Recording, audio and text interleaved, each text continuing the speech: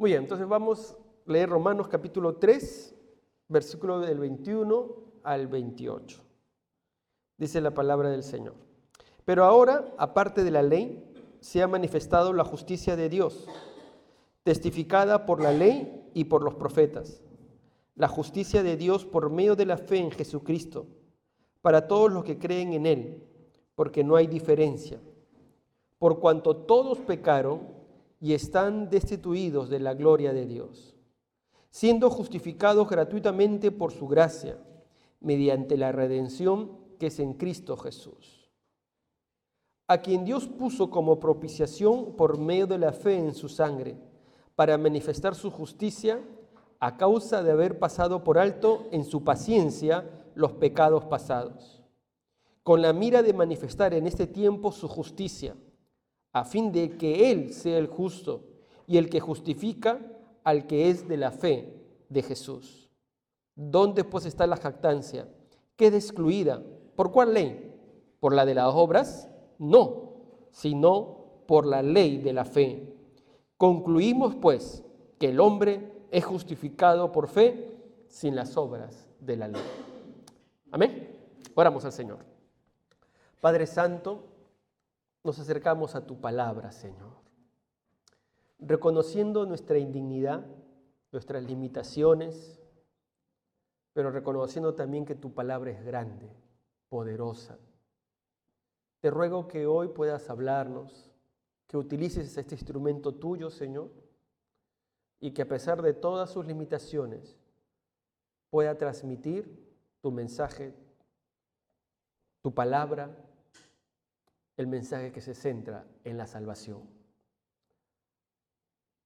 Ayúdame a transmitir lo que me has hablado y Dios, que tu palabra fortalezca nuestra fe y nos fortalezca nuestro andar para honrarte y agradarte a ti.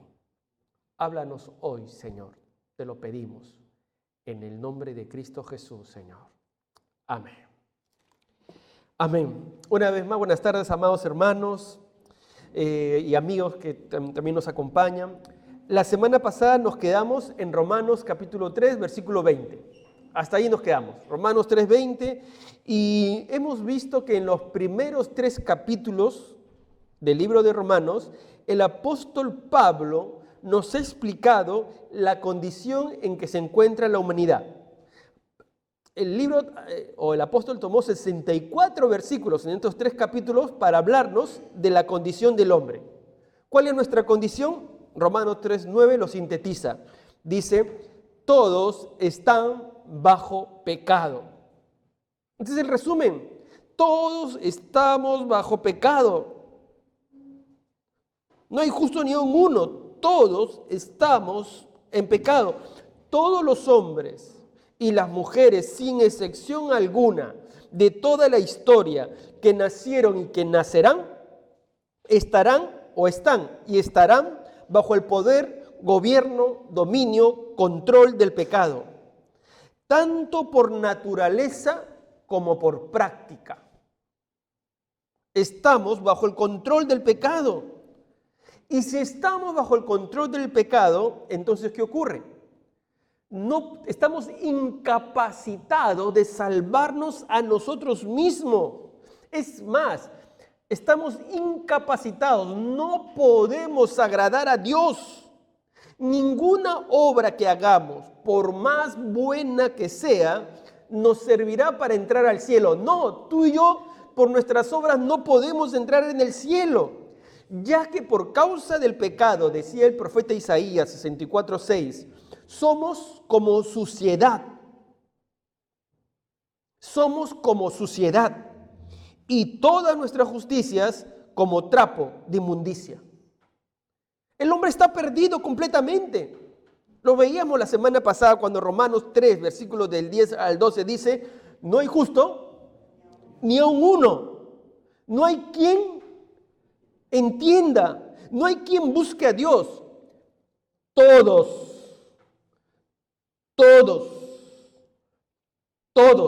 se desviaron a una. Así es, todos. Usted, yo, todos. Todos, sin excepción. En consecuencia, el hombre está ¿bajo qué? Bajo la ira de Dios, bajo el juicio de Dios. Eso también lo vimos hace 2 semanas. Dice Romanos 1:18, porque la ira de Dios se revela desde el cielo contra toda impiedad e injusticia de los hombres que detienen con injusticia la verdad. El hombre está bajo la ira de Dios y bajo el juicio de Dios. Romanos 3:19, la segunda parte dice, y todo el mundo queda bajo el juicio de Dios.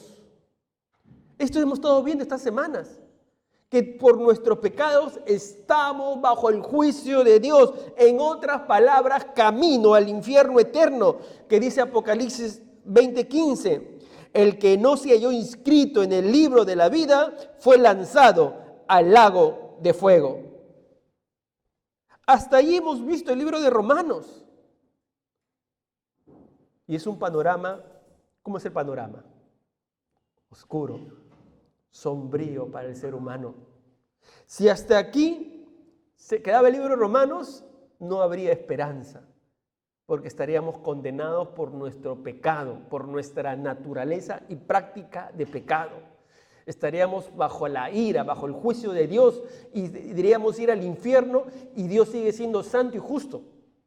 Dios no deja de ser santo y justo porque tiene que castigar el pecado y tenemos que irnos al infierno, y Dios no dejaría ser santo y justo. Pero el libro de Romanos no termina ahí, sino hoy hemos leído a partir de Romanos 3:21, dice así, pero ahora, el pero no es como una bisagra que une a otro tema, pero ahora se ha manifestado la justicia de Dios. El pero ahora marca el cambio. Es la bisagra que nos lleva del tema de la condenación, nos lleva al tema de la justificación. Nos lleva de la mirada del fondo negro del pecado humano para presentarnos el diamante resplandeciente del Evangelio. Por eso dice el apóstol, pero ahora se ha manifestado la justicia de Dios, se ha revelado, se ha mostrado la justicia de Dios. Ante la incapacidad del hombre por lograr su salvación, entonces Dios interviene, Dios revela su justicia, su favor en bien de los hombres. Y esta palabra que dice justicia de Dios es interesante, porque esta palabra significa dos cosas. Significa rectitud. Hoy hemos cantado Precioso Intercambio, ¿no? Y dice, bueno, la Biblia nos manda a cantar con entendimiento. Es una preciosa alabanza, pero dice, su rectitud por la fe mía es. Es decir, su justicia, ¿no? Porque por la fe mía es. Entonces, ¿qué significa justicia? Rectitud, pero también significa un estado.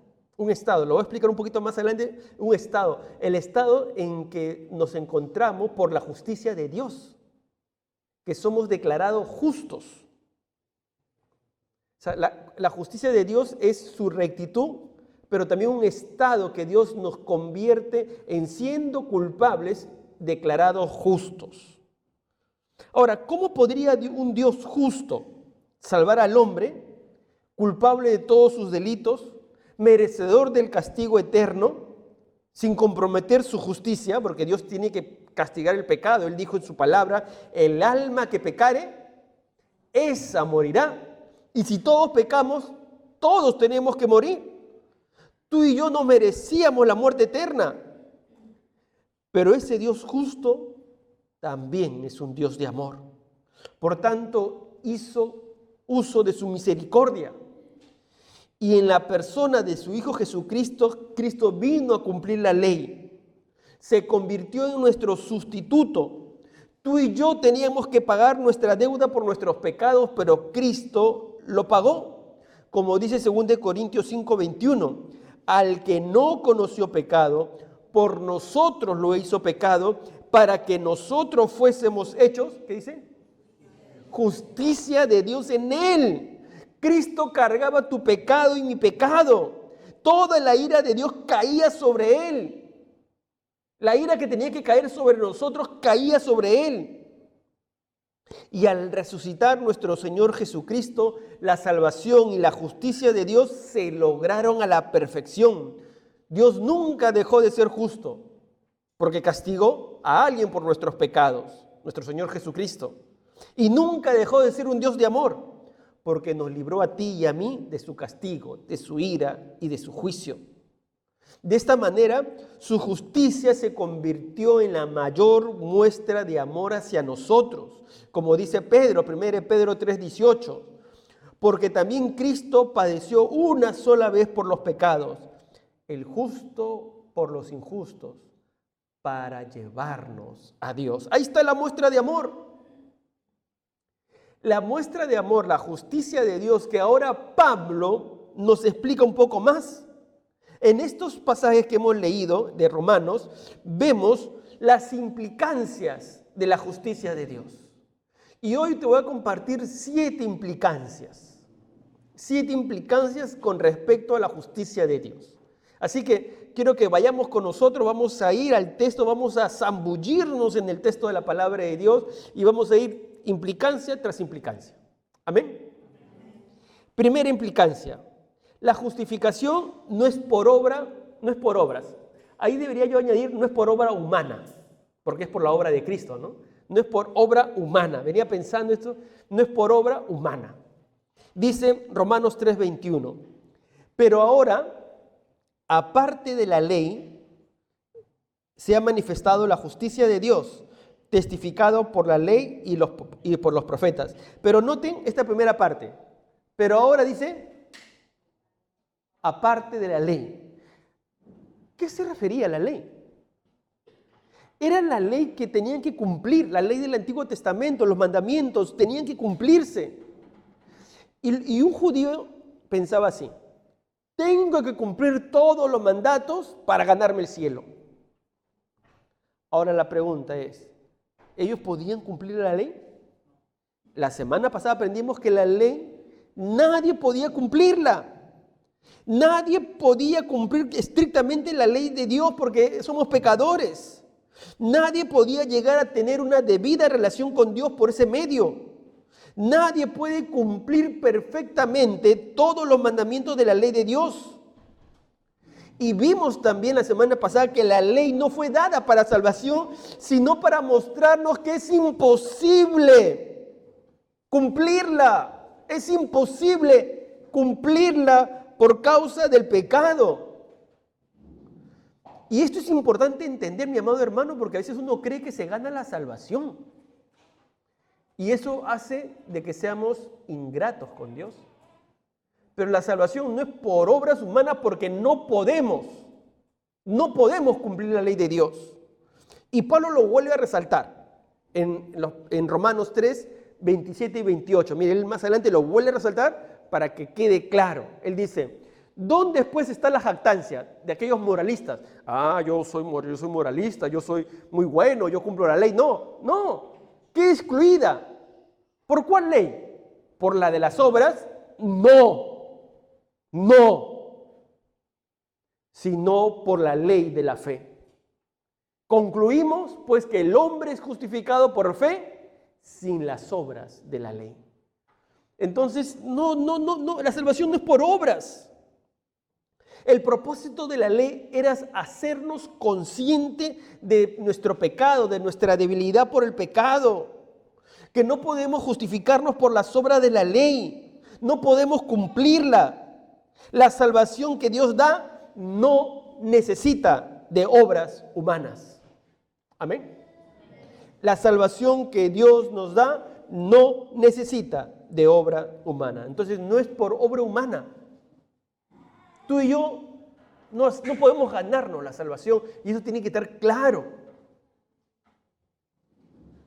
Pastor, como he pecado voy a hacer penitencia para ganarme la salvación. Voy a hacer esto y lo otro. No, nada. Nada de lo que hagamos nos puede ganar la salvación porque no podemos.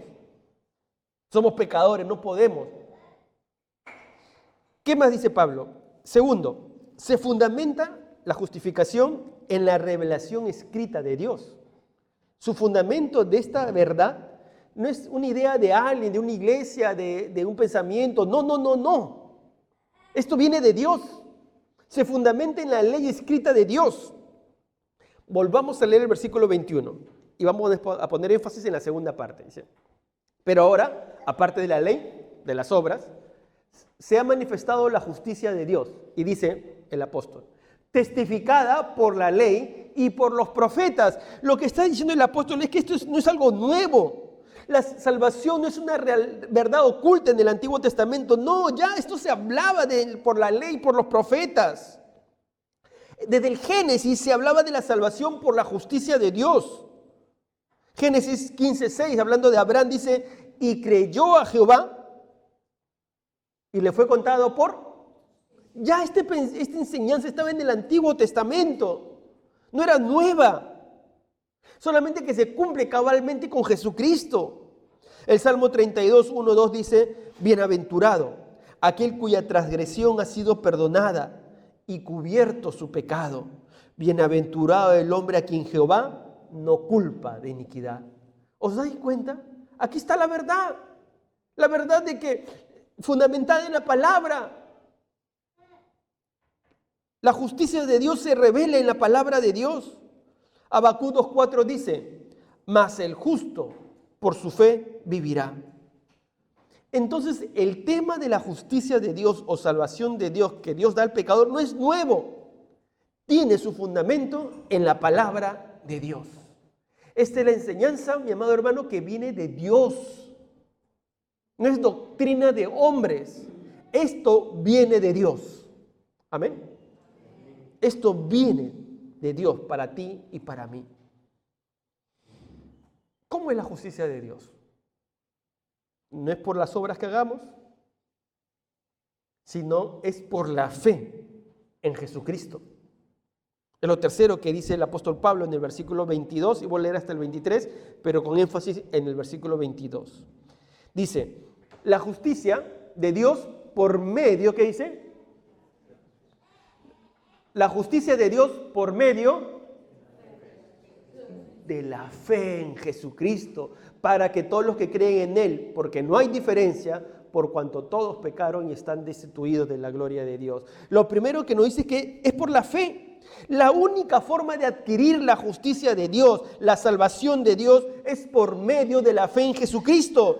Hermano, nunca ha habido otro camino ni lo habrá. Siempre ha sido bajo la fe en el Dios verdadero.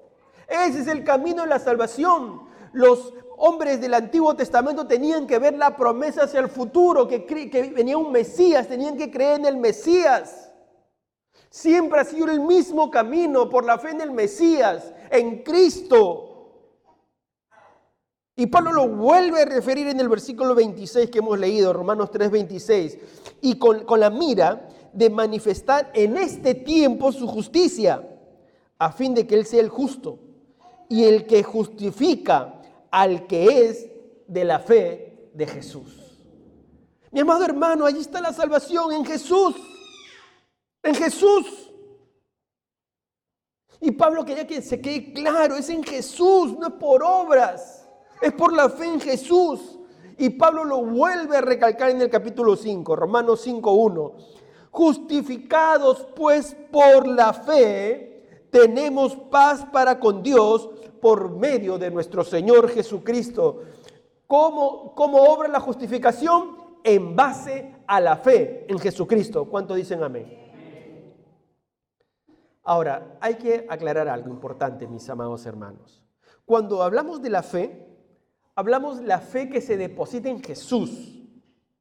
No significa solamente creer intelectualmente, cuidado. Hay gente que dice, yo creo que Jesucristo existió. Yo creo que Jesús vino y que existió y que fue un gran profeta o hasta el Hijo de Dios. Pero de pronto su conocimiento es intelectual, académico. Y yo quiero decirte que aún los demonios creen así. ¿Te acuerdas de Santiago que compartimos? Santiago 2:9 dice, ¿tú crees que Dios es uno? Haces bien. También los demonios creen y tiemblan. Entonces no es una fe intelectual nada más. No es que yo creo nada más. No, escúchame, mi amado hermano. La fe bíblica implica no solo una aceptación intelectual, es importante el entendimiento, pero también implica apropiarnos de Cristo, de la verdad, de la palabra de Dios, e implica una entrega total, una confianza total en Cristo, una entrega total de nuestra vida a Cristo. Eso implica la fe. Por eso el apóstol Pablo, cuando tuvo un encuentro con Cristo, él dijo en Hechos 9:6, tuvo un encuentro con Cristo y Pablo le dice: Señor, ¿qué quieres que yo haga? Esa es la fe. Es la fe que uno entrega. ¿Qué quieres, Señor? Toma mi vida. Esa es la verdadera fe. La fe no es intelectual. Mira, voy el domingo y ya me golpeo el pecho y ya estoy. No, esa no es la fe verdadera. No es la fe solamente de la mente. Es la fe de la entrega. Entrego mi vida. Y cuando entrego mi vida, sirvo a Dios, hago obra. Con mi vida le honro a Dios, le agrado a Dios. La salvación no es por obras, pero cuando recibo la salvación, ¿qué hago? Hago las obras.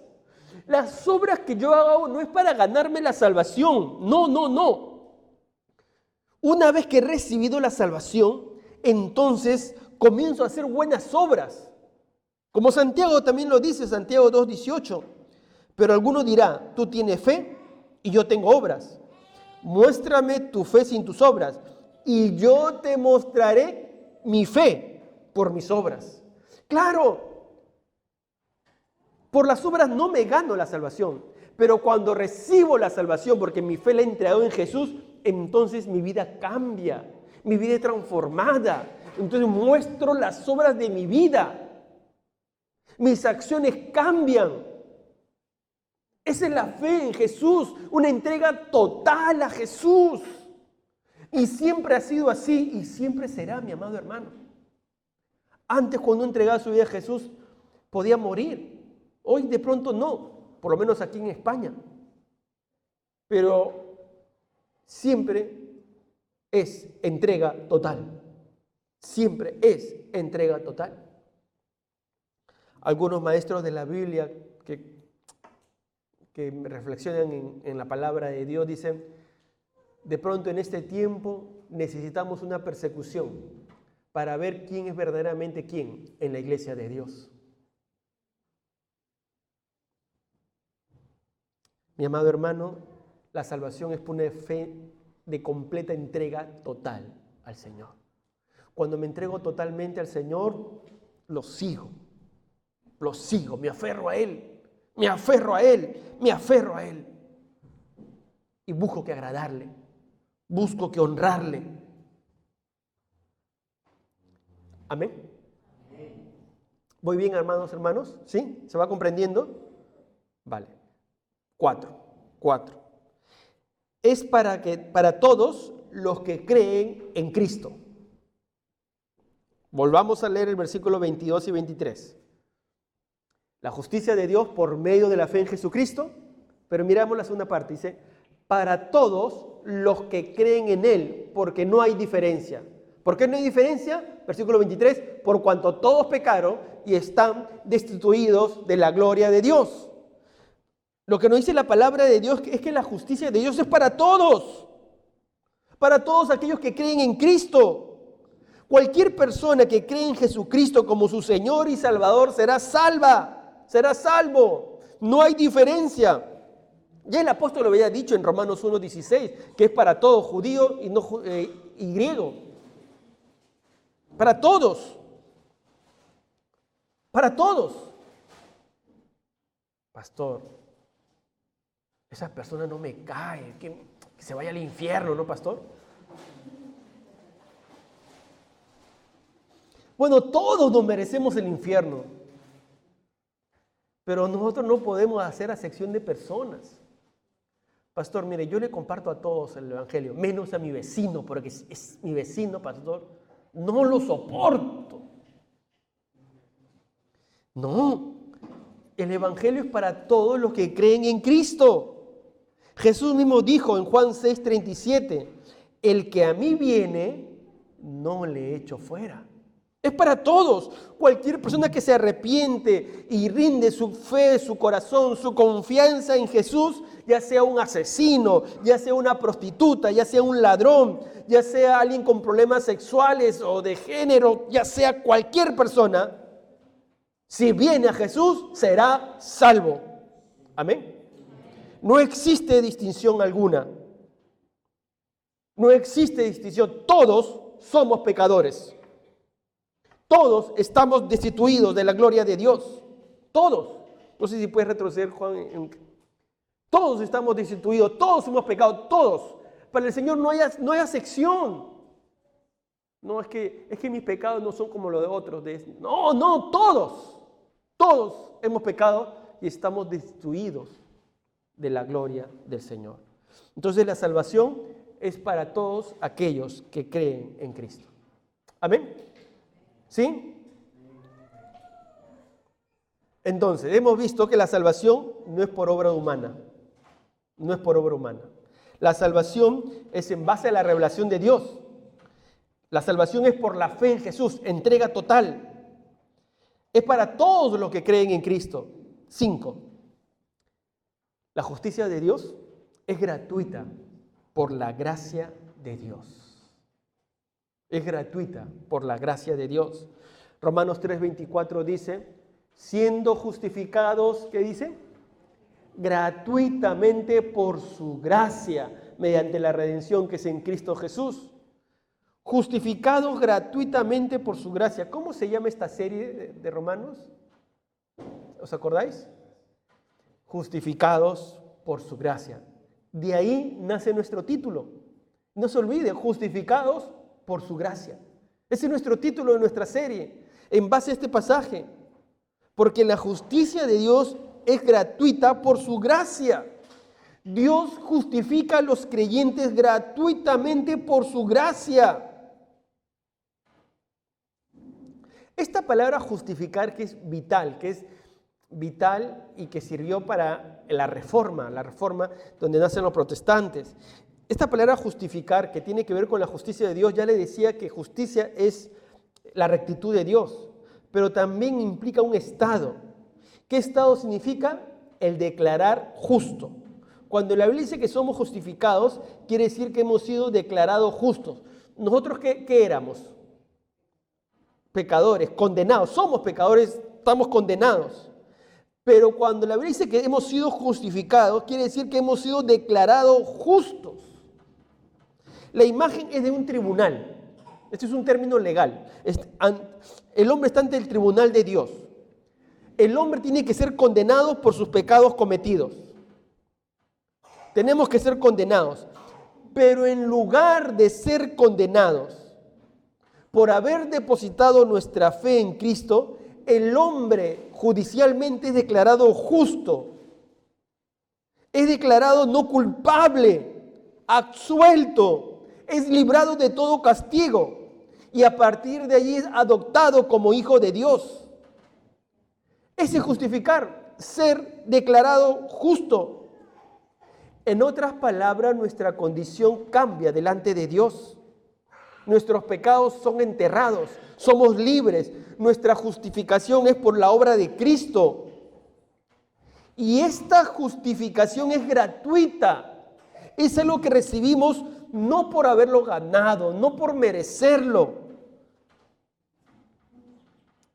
Es el más grande regalo de Dios. La salvación por medio de su Hijo. Y esa salvación ha sido dada por pura gracia, por pura gracia. Efesios capítulo 2, versículo 8 y 9 lo dicen de esta manera. Porque por gracia soy salvo. ¿Por medio de qué? De la fe. Y esto no de vosotros, pues es don de Dios. La fe misma no es de nosotros.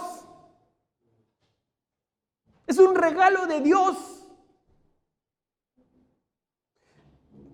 El Evangelio alumbra nuestro entendimiento, nos hace nacer de nuevo y nos da esa fe para creer en Dios. Dice el versículo 9, no por obras, añade Pablo, para que nadie se gloríe, para que alguien no diga, yo me gané la salvación. No, nadie se gana la salvación. No por obras, pero la salvación es por gracia, mi amado hermano. Por eso que debemos vivir agradecidos, por gracia. Debemos vivir agradecidos. Gracias, Dios. Gracias, Señor. Gracias, gracias. Hasta aquí nos damos cuenta cómo Dios está obrando la justicia, cómo Dios obra la justicia, cómo Dios obra la salvación. Hasta aquí el apóstol Pablo nos ha explicado cómo lo que implica. Pero a continuación, ¿sabes qué nos dice el apóstol? Nos dice cómo se alcanza, cómo se logra. A continuación nos va a decir, que ya solamente creemos en Dios y nada más. No. A continuación nos va a decir lo que alcanza, cómo se logra. Esto tuvo un precio alto, grande. Y eso tenemos que entenderlo, mi amado hermano. Es un precio alto y grande. Él nos dice que esta justicia de Dios se alcanza mediante la redención del sacrificio de Cristo Jesús. Vamos a leer el versículo 24 y 25, haciendo énfasis en el versículo 24. Dice así: siendo justificados gratuitamente por su, no olviden, por su, ¿cómo se llama el título de la serie? Ya no se va a olvidar nunca más, ¿verdad? Justificados por su gracia. Ahora dice, ¿cómo? ¿Cómo se alcanza? ¿Cómo es esto? Mediante la redención que es en Cristo Jesús, a quien Dios puso como propiciación por medio de la fe en su sangre. Aquí hay dos términos vitales que tenemos que entenderlos también. Ya entendemos lo que es justificar. ¿Qué es justificar? Ser declarados justos. ¿Éramos justos? No. Por la obra de Jesús somos declarados justos, no culpables. Y acá ahora Pablo utiliza dos términos, redención y propiciación. Y él nos está diciendo que esta salvación que es por gracia tuvo un costo. Y es la redención que es en Cristo Jesús. La palabra redención significa liberar por medio del pago de un rescate. O sea, nuestra salvación es por medio de un pago, de un rescate. Y este término se saca de lo que existía en ese tiempo. En ese tiempo había un gran mercado de esclavos. Y si alguien quería liberar a un esclavo, ¿qué tenía que hacer? Pagar el precio de ese esclavo. Eso es lo que hizo el Señor Jesús. Pagar el precio. ¿Quién era nuestro amo? ¿Quién era nuestro amo? Sí, Satanás. ¿Quién más era nuestro amo? El pecado. El pecado era nuestro amo. El hombre era esclavo del pecado, estaba bajo el gobierno del pecado, bajo la autoridad del pecado. Era nuestro amo más terrible, el pecado. No podíamos liberarnos de su poder, no podíamos liberarnos de nuestra condición pecaminosa, no podíamos llegar al estándar de la justicia de Dios. No podíamos llegar a ser santos, rectos, perfectos como es nuestro Dios. No. Entonces, ¿qué hizo el Señor? Nos compró por precio. Tuvo que pagar un precio. El precio de la sangre preciosa de nuestro Señor Jesucristo. Amén. Mi amado hermano, cuando uno entiende esto, que tu salvación es gratuita, es por gracia, pero tuvo un alto precio. Un alto precio. La sangre de nuestro Señor Jesucristo. Y dice el apóstol Pablo, versículo, retrocedemos a quien Dios puso como propiciación por medio de la fe en Jesucristo, en su sangre. Este término propiciación tiene que ver justamente con el sacrificio de Jesús. Era un término que en ese tiempo se entendía de esta manera. Las religiones paganas hacían actos propiciatorios. Cuando no había lluvia, daban un sacrificio a su Dios para que haya lluvia, para que salga el sol, y hacían actos propiciatorios para que su Dios le dé la lluvia o le dé el sol o le dé una cosecha. Entonces, ese término de propiciación implica aplacar la ira del Dios. Entonces, Pablo utiliza este término para que entendamos y para que en ese momento la iglesia de Roma entienda de que el precio es un sacrificio como propiciación para Dios, a quien Jesús le paga. El sacrificio es a Dios, a Dios. Su sangre derramada en la cruz es el acto propiciatorio. Es el acto propiciatorio para que seamos salvos, para que seamos aceptables a Dios. Mi amado hermano, cuando uno entiende esto, entonces tú ves la cruz, y dices, Señor, te costó un alto precio. Señor, es tu sangre. Yo tenía que estar en esa cruz. De ahí que estamos llamados a agradar a Dios, a vivir vidas que agraden a Dios. Porque cuando entiendo que Jesús pagó el precio de mis pecados, cuando peco y me arrepiento, entiendo que Jesús en la cruz llevó y me duele porque Jesús murió por esos pecados míos. Su sangre fue derramada, Él sufrió. Entonces entiendo su sacrificio. ¿Y qué quiero hacer? Honrarle, agradarle. Pablo le decía a la iglesia de Roma, tienen que entender esta verdad. La salvación tuvo un precio, un rescate. Sí, la recibimos por gracia, pero tuvo un precio. Como leímos en la lectura inicial, Jesús decía, yo pongo mi vida. Él puso su vida. El hombre tenía que morir. El hombre tenía que ser condenado. Porque es la justicia de Dios. Pero Jesús decide poner su vida. Él decide poner su vida. Él la pone y Él la da y Él luego resucita. Pero Él pone su vida. Lo que implica su dolor, su sacrificio. ¿Por qué? Porque te ama, porque me ama. 7. Alcanza el perdón de los pecados. Vamos a leer el versículo 25. Versículo 25. A quien Dios puso como propiciación por medio de la fe en su sangre, para manifestar su justicia. Miren, dice, a causa de haber pasado por alto en su paciencia los pecados pasados. ¿Qué hace Dios? Nos pasa por alto los pecados pasados. ¿Cuántas veces uno lucha con la culpa, con la ansiedad, con los temores? Pero mi amado hermano, cuando uno viene a Jesús, nuestros pecados son perdonados. La culpa la llevó Jesús en la cruz.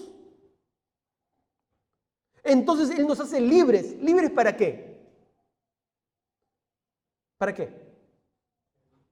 Para servirle, para honrarle, para agradarle. No para caminar en la culpa, sino nos hace libres para honrarle, para glorificar a nuestro Dios. Somos libres del pecado y de la culpa del pecado para glorificar su nombre. Por eso es que Jesús llevó nuestros pecados. Para que tú y yo seamos libres, si no estaríamos con la conciencia, ay, he pecado, he hecho esto, y a veces la conciencia te oprime, y tú dices, ¿cómo hice eso? ¿Cómo? Y te oprime, pero tenemos que entender que Jesús llevó en la cruz nuestros pecados y nos libra de la culpa, para que seamos, cuando nos arrepentimos de verdad, entonces seamos libres de esa culpa y podamos servirle y glorificarle con nuestra vida. Y Él añade algo más en este versículo, dice, en su paciencia. Dios tiene paciencia contigo, conmigo, con el mundo, con los hombres. Tiene paciencia. Por su misericordia no hemos sido consumidos, porque Dios quiere que te arrepientas. Dios tiene paciencia personal. Mi amado hermano, cuando un hijo de Dios peca, Dios tiene paciencia, espero que te arrepientas. A veces nos volvemos tercos, ciegos. Y Dios tiene paciencia para que te arrepientas. ¿Te arrepientes? Ok. Pero si no te arrepientes, viene la ira de Dios, la disciplina correctiva de Dios. Igual con el mundo. Dios tiene paciencia, está esperando. Pero un día va a llegar su juicio. Pero su juicio no llega para que muchos vengan al arrepentimiento. Para que muchas de las personas que conocemos, que hoy se rebelan contra Dios, un día puedan venir y rendir su vida a Jesús. Dios tiene paciencia con ellos. Por su misericordia no hemos sido consumidos. Pablo termina diciendo en Romanos 3:26, voy a volverlo a leer, con la mira de manifestar en este tiempo su justicia. Dios quiere manifestar su justicia. Dios manifiesta su justicia hoy, a fin de que Él sea el justo y el que justifica al que es de la fe de Jesús. Eso es lo que hace el Señor. Dios honró su justicia, honra su santidad mediante Jesucristo, que lleva el sacrificio, lleva el precio de nuestros pecados en su muerte en la cruz. Por el sacrificio de Cristo, Cristo absorbe nuestra culpa para que no vivamos con culpa, para glorificar a Dios. Por eso que el cristiano se caracteriza, la verdadera fe se caracteriza por una vida que se rechaza el pecado. No digo una vida que no peca, pero se caracteriza porque no practica el pecado. No practica, no vive en el pecado. Esa es la vida que entiende el sacrificio de Jesús. Esa es la vida que pone su fe en Jesús, que rechaza el pecado porque entiende que su Salvador, su Señor, murió en la cruz justamente por los pecados que he cometido.